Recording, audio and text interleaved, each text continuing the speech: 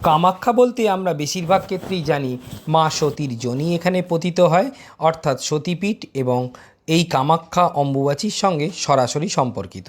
কিন্তু এই মা কামাখ্যা মন্দিরের সঙ্গে সংলগ্ন রয়েছে দশমহাবিদ্যা মন্দির। চামুণ্ডাতন্ত্রে এই দশমহাবিদ্যার কথা উল্লেখ আছে।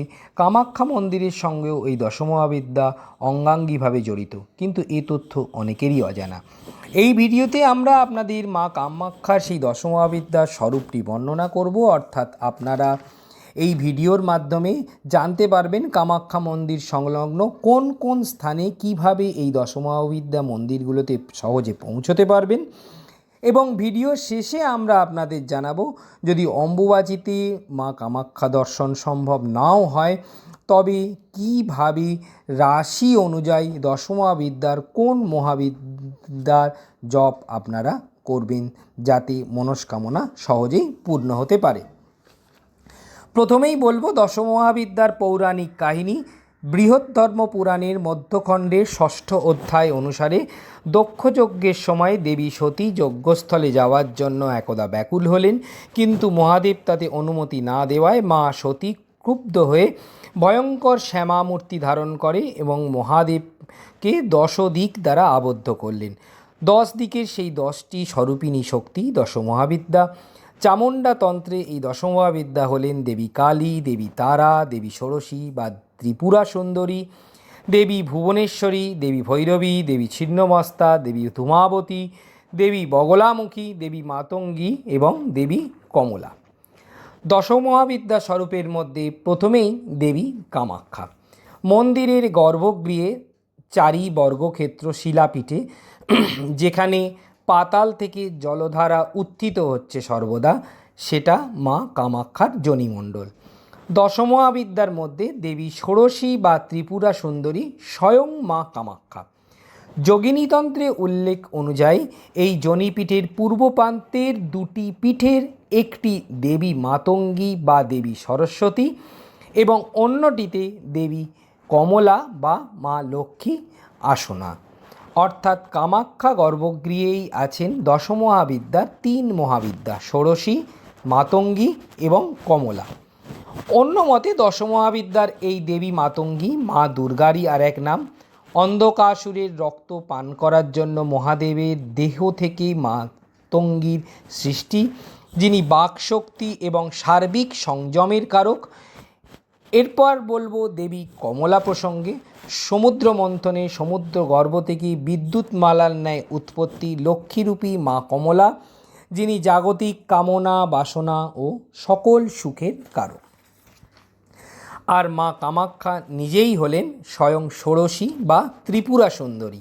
পৌরাণিক কথা অনুযায়ী দুর্গার আর এক নাম শতাক্ষী, যেখান থেকেই উৎপত্তি এই তৃতীয় মহাবিদ্যা ষোড়শী বা ত্রিপুরা সুন্দরী।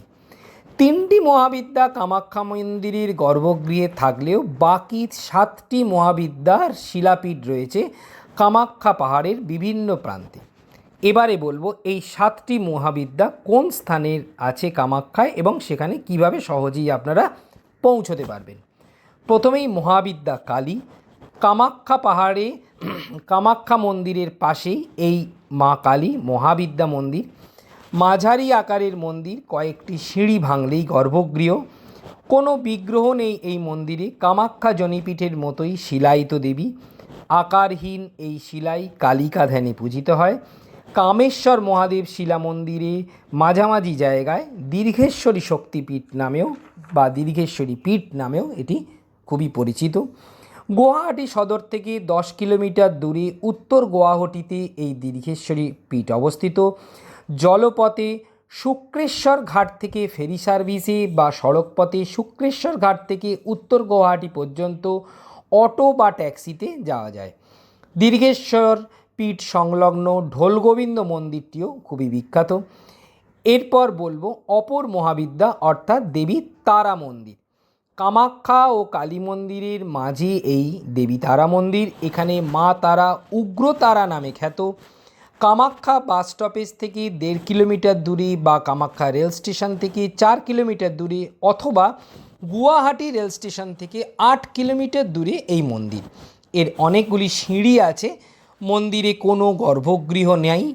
অস্পষ্ট পাথরের বিগ্রহ ফুল ও মালায় সজ্জিত। উগ্র মূর্তিতে দেবী উত্তরমুখী এবং মহাদেবের বুকে বাম চরণ রেখে অধিষ্ঠিতা। এরপর বলবো ভৈরবী মন্দির, দশমহাবিদ্যার পঞ্চম মহাবিদ্যায়িনী। কামাখ্যা মন্দিরের পেছন থেকে সোজা পথে মন্দিরের শেষে পড়বে একটি তোরণ। এটি পেরোলেই পাথরের পথ এবং সিঁড়ির মতো থাক আরেকটু এগোলেই যেখানে পড়ছে ভৈরবী মন্দির। সুন্দর কারুকার্য মণ্ডিত গর্ভগৃহে বাঁধানো বেদি, কয়েকটি শিলাসজ্জিত, তাতে ফুল ও মালায় ভরা। এর পাশেই একটা ত্রিশূল আছে, আর বেদির ঠিক বাঁ দিকে ভৈরবী যন্ত্রম, ডান পাশে একটি হোমকুণ্ড। মন্দিরের দেওয়াল সুসজ্জিত দশমহাবিদ্যার মূর্তিতে। একটি হাঁড়িকাঠও আছে মন্দিরের অঙ্গনে। কামাখ্যা মন্দিরের দক্ষিণেই ভৈরবীপীঠ। অগ্নিপুরাণ মতে দশমহাবিদ্যার 64 যোগিনীর মধ্যে প্রধান এই ভৈরবী। এরপর আমরা বলবো দশমহাবিদ্যার অন্যতম ছিন্নমস্তা মন্দির সম্পর্কে। দেবী গুপ্ত দুর্গা এখানে ছিন্নমস্তা নামেই পরিচিত। কামেশ্বর মন্দিরের দক্ষিণের পাশেই ছিন্নমস্তা মন্দির। মূল মন্দিরের লাগোয়া নাট মন্দির পেরিয়ে গর্ভমন্দিরে ঢোকার মুখে পাশেই একটি স্বস্তিক চিহ্ন দেখা যায়। সামনেই রয়েছে যজ্ঞবেদী। খাড়াই সিঁড়ি বেয়ে সাবধানে নামতে হয়, কারণ ভেতরটা গাঢ় অন্ধকার এবং একটা ঘিয়ের প্রদীপ জ্বলছে সেখানে। আর সঙ্গে ক্ষীণ ঝলধারা উঠছে পাথর ফুঁড়ে এবং তার ওপর কিছু ফুল ও বেলপাতা রয়েছে। এরপর বলবো মা বগলা প্রসঙ্গে, অর্থাৎ দশমহাবিদ্যার অষ্টম মহাবিদ্যা। কামাখ্যা বাসস্ট্যান্ড থেকে ডান দিকে এগোতেই একটা ছোট্ট তোরণ, আর একটু এগোতেই শ্মশানকালী মন্দির। এই মন্দির থেকে আরেকটু ডান দিকে পাহাড়ি পথ বেয়ে বড় রাস্তা পর্যন্ত যেতে হবে, অর্থাৎ বলতে গেলে হাঁটা পথে কামাখ্যা পাহাড়ে উঠতেই পথেই পড়ে এই মা বগলা মন্দির। বগলামুখী যন্ত্র খোদাই করা আছে এখানে এবং তন্ত্রক্রিয়াও এখানে হয়ে থাকে। তবে গর্ভগৃহে কোনো বিগ্রহ নেই। পাথরের পীঠস্থান এবং পাথরে সিঁদুর লাগানো ও ফুলমালা পরিবেষ্টিত। সামনে একটি যজ্ঞকুণ্ড এবং দেবীর ভোগ রান্নাঘর আছে। এরপর ধূমাবতী মন্দির, দশমহাবিদ্যার সপ্তম মহাবিদ্যায়িনী। কামাখ্যা মন্দিরের ঠিক দক্ষিণ প্রান্তে বাঁ পাশে বিপরীতে নেমে গেছে একটি রাস্তা। সিঁড়ি ভাঙলেই প্রসিদ্ধ ধূমাবতী মন্দির। গঠনশৈলীতে বৈচিত্র্য খুব বেশি নেই। চূড়ায় একটি কলস এবং তার ওপর ত্রিশূল। পুরাণ কথায় তন্ত্রমতে ক্ষুধায় কাতর হয়ে পার্বতী মহাদেবের কাছে খাদ্য চাইলে মহাদেব তা দিতে অসমর্থ হলে দেবী পার্বতী ধূম বা ধোঁয়া রূপে মহাদেবকে গ্রাস করেন এবং তা থেকেই ধূমাবতী কথাটির উৎপত্তি। এরপর বলবো অন্য মহাবিদ্যা মা ভুবনেশ্বরী মন্দির প্রসঙ্গে। কামাখ্যা বাসস্ট্যান্ড থেকে অটো বা টোটো করে যেতে হয়।